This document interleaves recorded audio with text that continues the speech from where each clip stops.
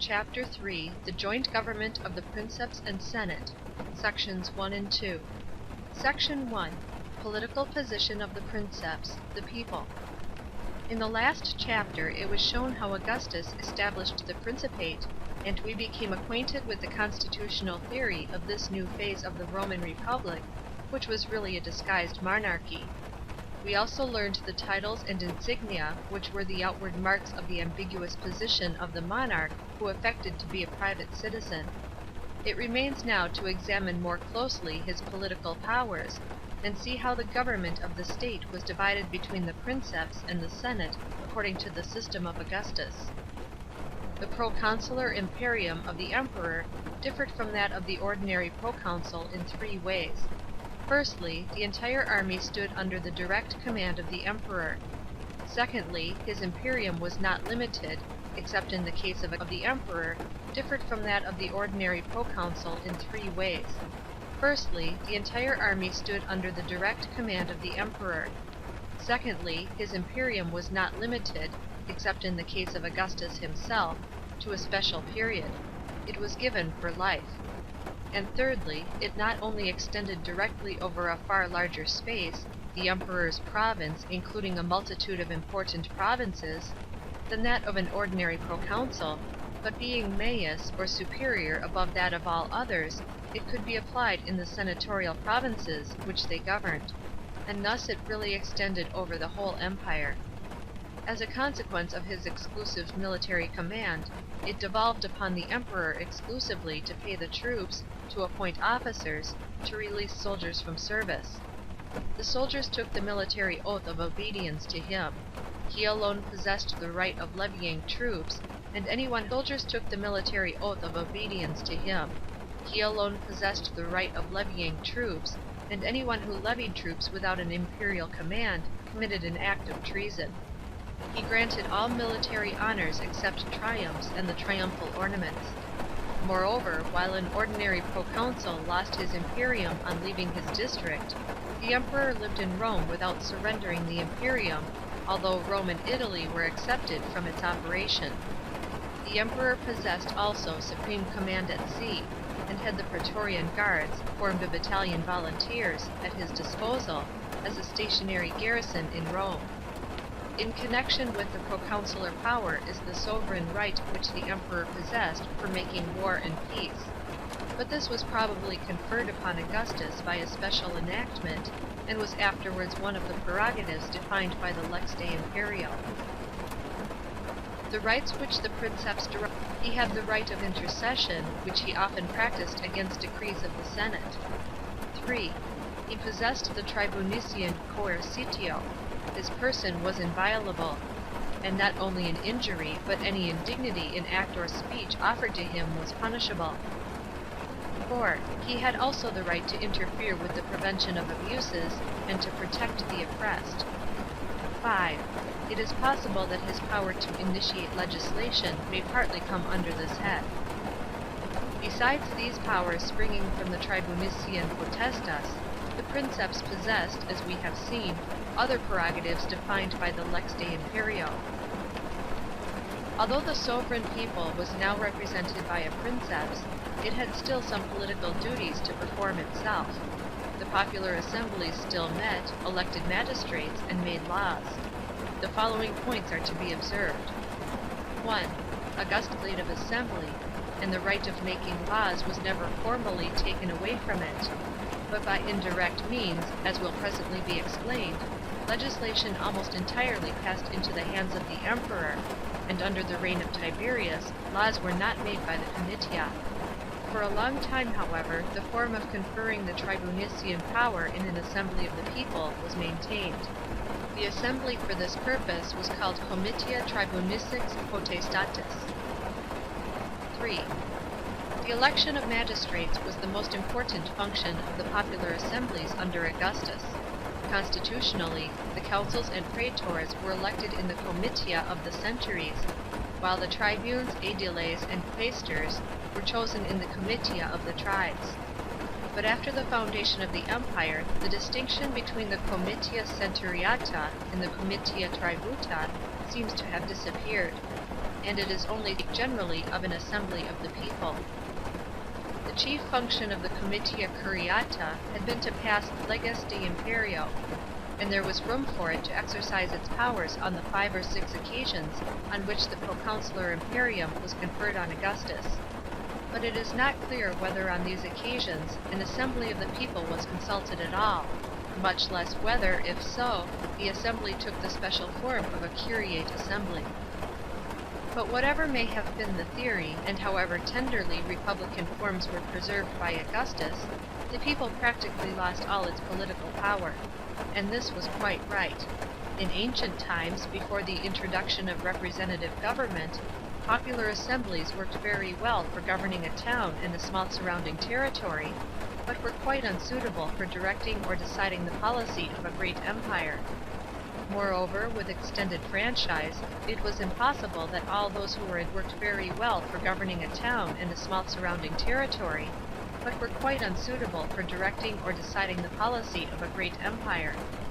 Moreover, with extended franchise, it was impossible that all those who were entitled to vote in the assemblies could avail themselves of the privilege, and as a matter of fact, the comitia in the later republic were chiefly attended by the worst and least responsible voters, and were often the scenes of riot and bloodshed.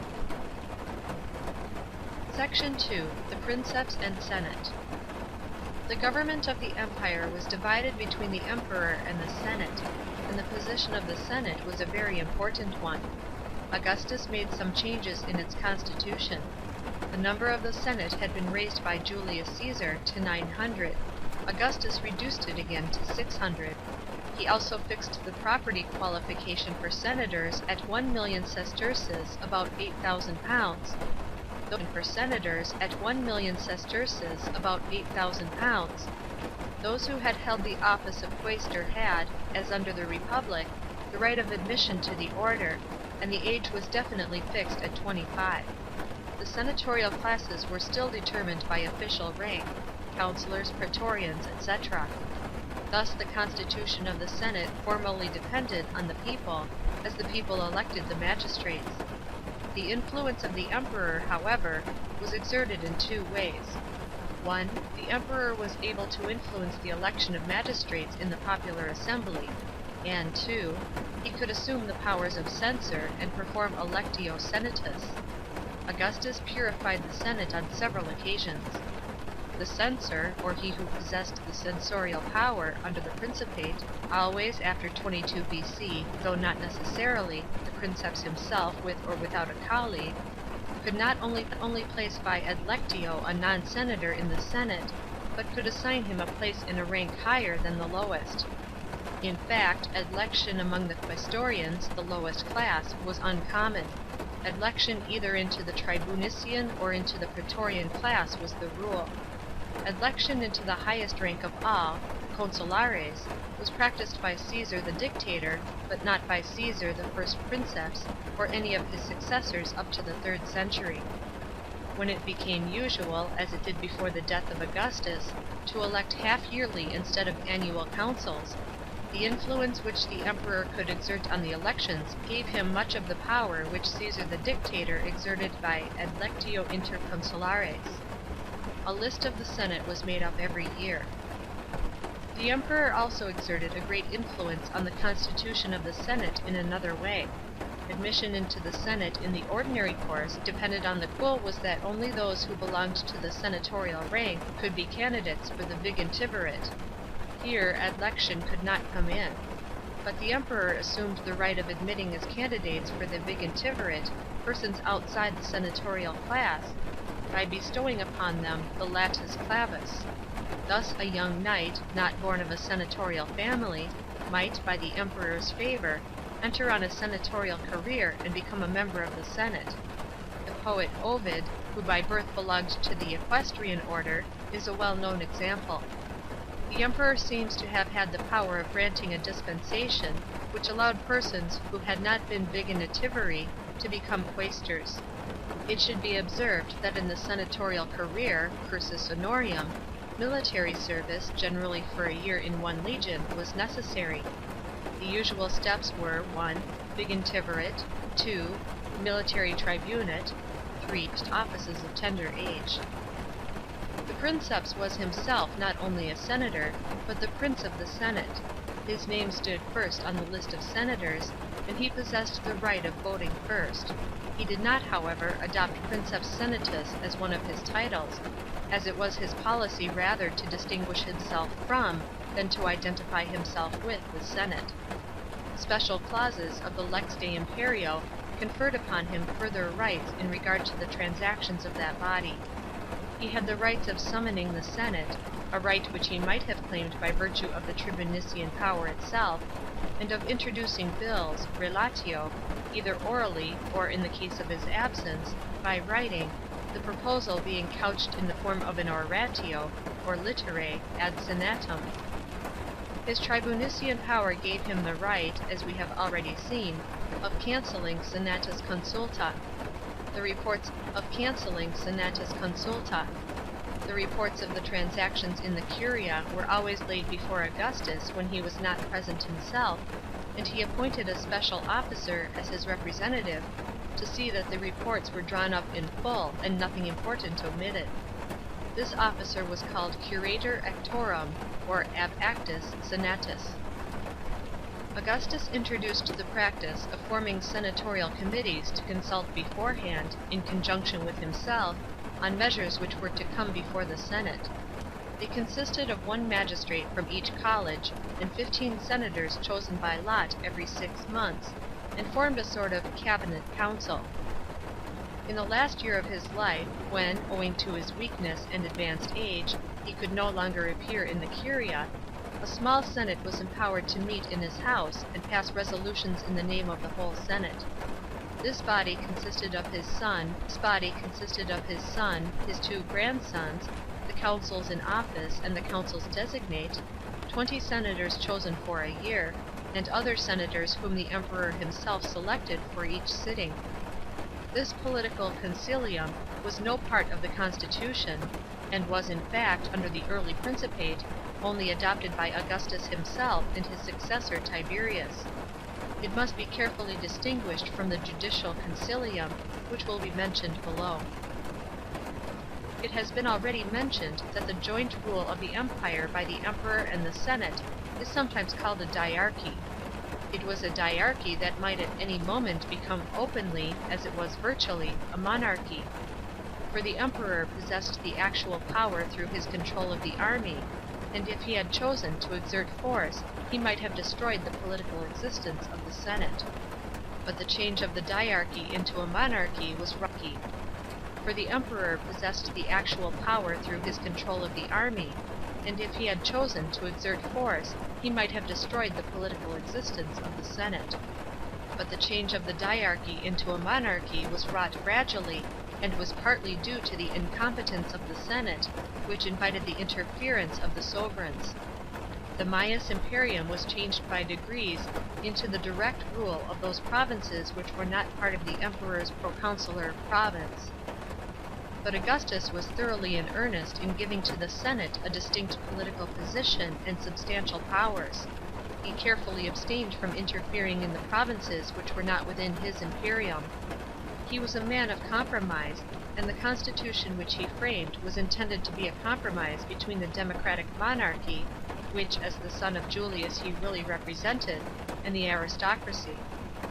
He was anxious to wipe out the memory of the civil war and have cared to dwell on the acts of the great dictator, and it has often been noticed how rarely the poets of the Augustan age celebrate the praises of Julius Caesar.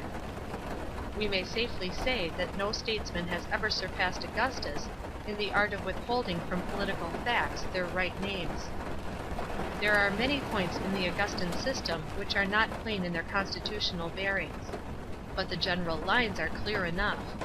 The careful balancing between the rights and duties of the 2 political powers produced some artificial arrangements which could not last, and which were soon altered, either formally or tacitly, at the expense of the Senate. But the main principle of the system founded by Augustus, the fiction of the independent and coordinate government of the Senate, was not entirely abandoned for 3 centuries. The division of the labors and privileges of government between the Senate and the emperor may be considered under 5 heads. Most of the administrative functions, which the Senate discharged under the Republic, especially in its later period, did not belong to that body by constitutional right, but were acquired at the expense of the supreme magistrates, to whom they truly belonged. Many of these powers were confirmed to it under the Empire. A. The powers which the Senate had exercised in the sphere of religion, such as the suppression of foreign or profane rites, it continued to exercise in the imperial period. B. The rights of making war and peace, and negotiating with foreign powers, were taken away from the Senate, but in unimportant cases, the emperors sometimes referred foreign embassies to that body. C. The authority of the Senate in the affairs of Italy continued unimpaired. D. The affairs of Rome were at first entirely under the management of the Senate, but the incompetent administration of that body soon demanded the intervention of the emperor. E. The provinces were divided into imperial and senatorial, and the administration of the latter was in the hands of the Senate, but the emperor had certain powers in the senatorial provinces, as will be explained in a later chapter. On the other hand, the Senate had a small hold on the imperial provinces, except Egypt, insofar as the emperor appointed only senators as his governors. 2. The Senate, as the council of the chief magistrates, sometimes exercised judicial functions under the Republic, as for example in the case of the Bacchic orgies, 186 BC. But such cases were only exceptional. Augustus made the Senate a permanent court of justice, in which the council acted as the presiding judge. This court could try all criminal cases, but in practice only important causes in which people of high rank were involved, or in which no specific law was applicable, came before it. The emperor could influence this court in two ways. 1. He was himself a member of it, and 2. By the right of intercession, which he possessed in virtue of his tribunician power. Besides the court of the council, in which the Senate acted as jury, there was the court of the emperor. He could pass judgment without a jury, though he generally called in the aid of assessors, who were called his concilium, a distinct body from the political concilium mentioned above. Every case might come before his court as before that of the Senate, but practically he only tried cases of political importance, or in which persons of high position were involved. It lay in the nature of things that in these two new courts, only special and important cases were tried. Ordinary processes in Rome and Italy were decided, as in former days, by the ordinary courts of the praetors, quaestiones perpetuae, who still continued to exercise their judicial functions, were tried. Ordinary processes in Rome and Italy were decided, as in former days, by the ordinary courts of the praetors, quaestiones perpetuae, who still continued to exercise their judicial functions. But senators were now entirely excluded from the bench of iudices, who appear to have been nominated by the emperor. In the provinces, justice was administered by the governors, but they had no jurisdiction over Roman citizens, unless it was specially delegated to them by the emperor. Roman citizens could always appeal from the provincial courts to the higher courts at Rome.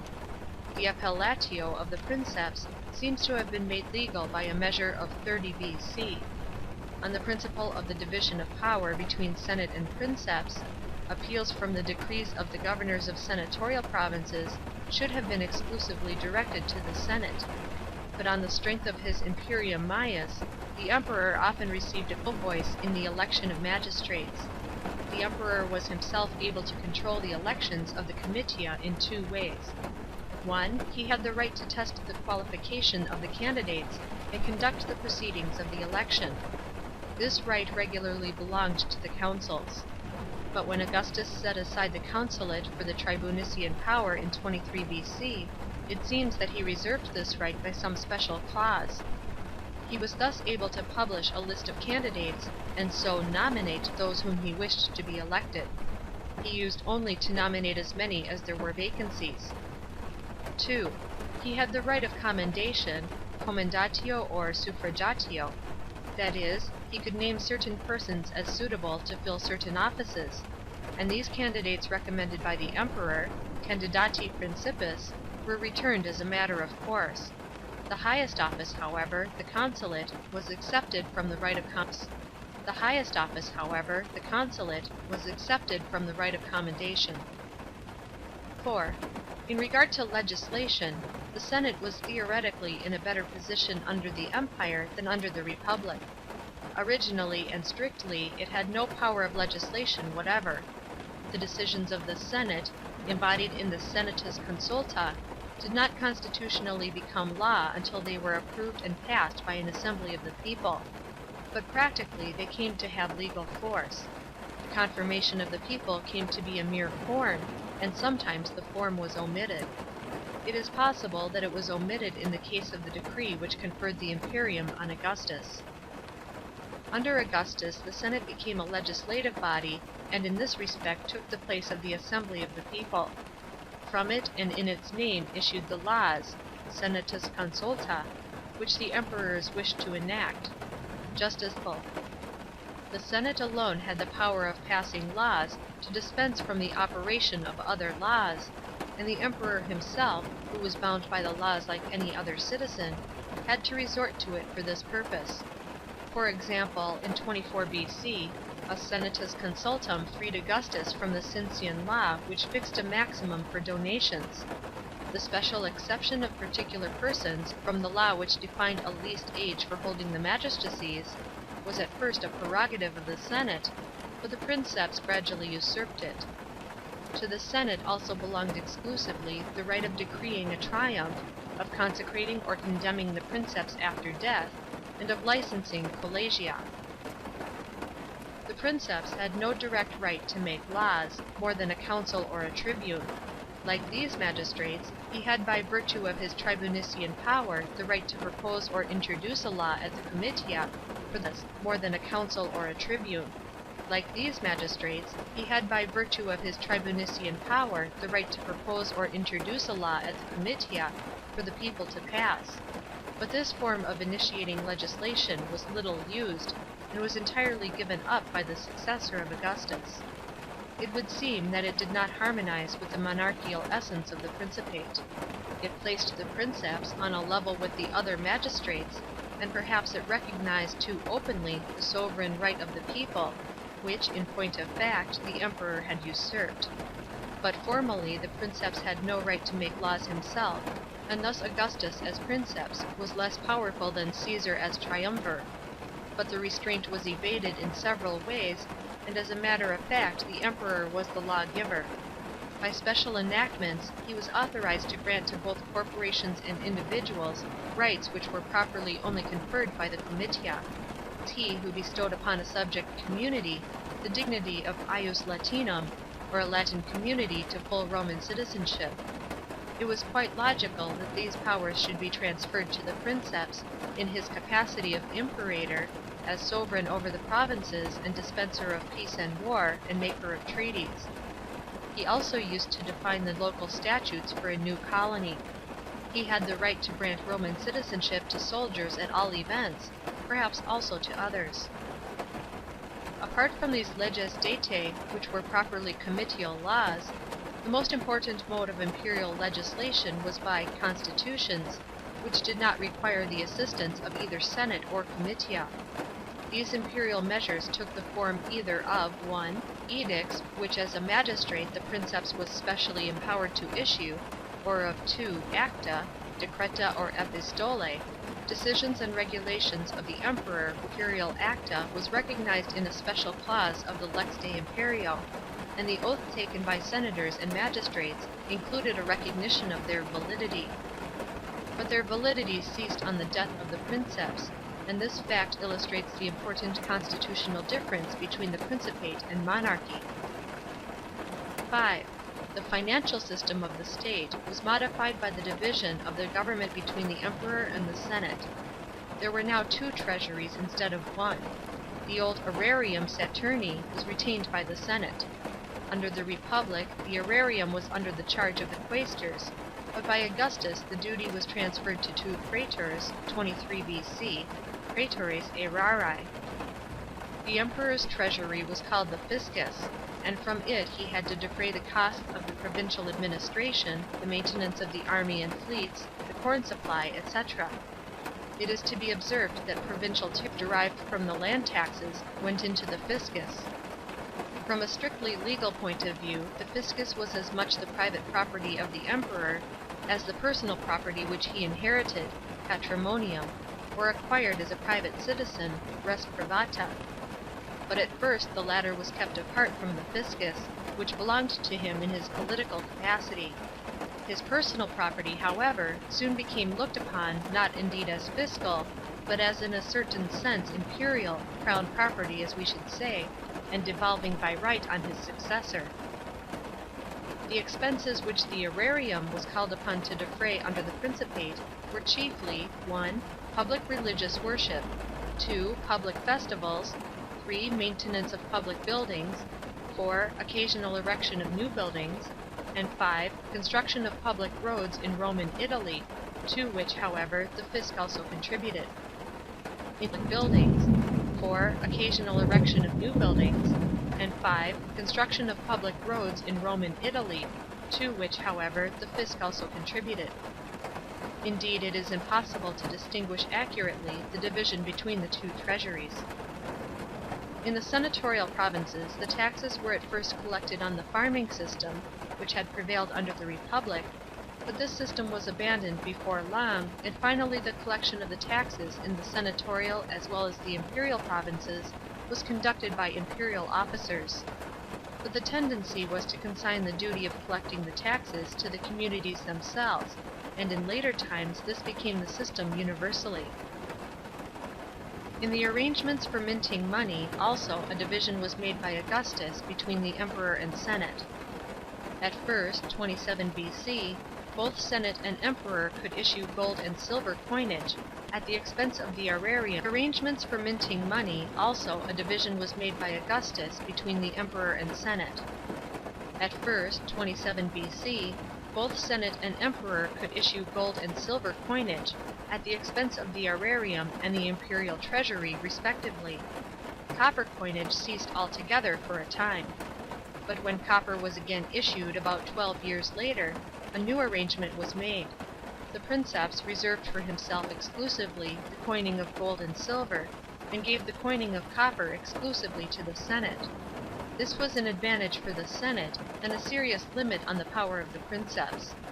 For the exchange value of the copper always exceeded the value of the metal, and thus the senate had the power, which the princeps did not possess, of issuing an unlimited quantity of credit money.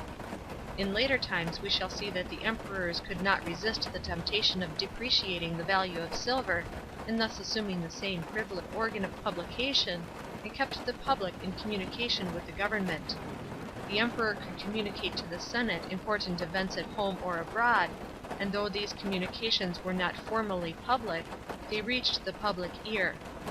It was usual for a new princeps on his accession to lay before the senate a program of his intended policy, and this was of course designed for the benefit of a much larger audience than that assembled in the curia. End of Chapter 3, Sections 1 and 2. Recording by Tricia G.